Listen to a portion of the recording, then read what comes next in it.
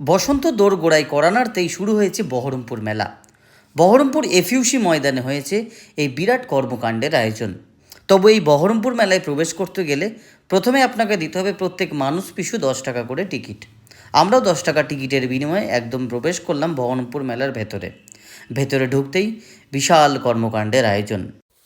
অনেক হলো সাহিত্যিক আর কবির ভাষা, এবার একদম টিপিক্যাল বাংলা আড্ডা মারার ভাষায় ফিরে আসি। ঢোকার সঙ্গে সঙ্গে দেখতে পাবেন শুধুমাত্র মেয়েদের জিনিসপত্র, জামা কাপড় থেকে বাড়ি সাজানোর সব কিছুই।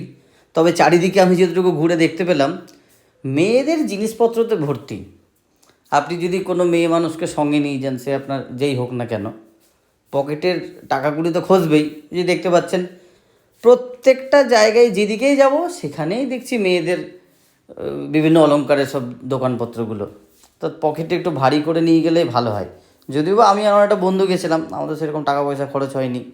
এই যে দেখতে পাচ্ছেন এখানে বিভিন্ন বাড়ি সাজানোর জিনিসপত্র ছিল, কাপ প্লেট, ব্যাগের দোকান, প্রচুর দোকান বসেছে।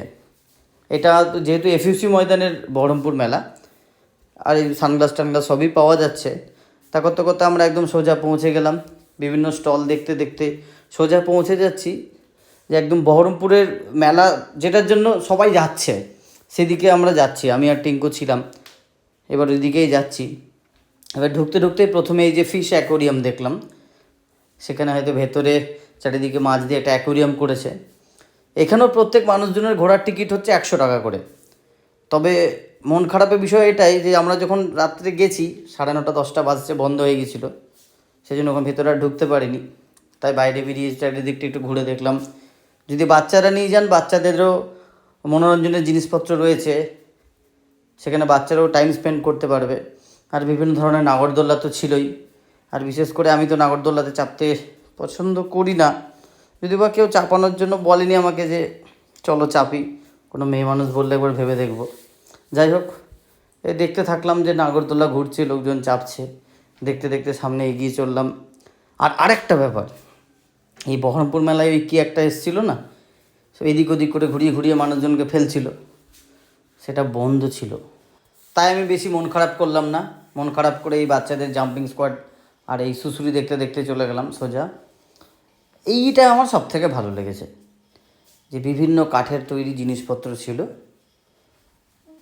এইটা আমার সব থেকে ভালো লেগেছে।